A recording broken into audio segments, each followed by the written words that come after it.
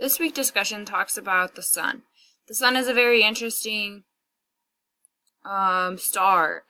Even though it is not like the hugest star, it is in the top 10% of all the stars, and because most stars are so itty bitty that it still makes it a really big star, and we obviously are aware of that because it heats us and does a lot of things for us to live here on Earth. I think that seeing the solar eclipse and being able to actually see what he meant by the eclipse and the corona, it really made it more interesting to learn about the sun. I didn't realize there were so many gases that came off the sun, and that only 5% was created energy. And I felt like in the video that he was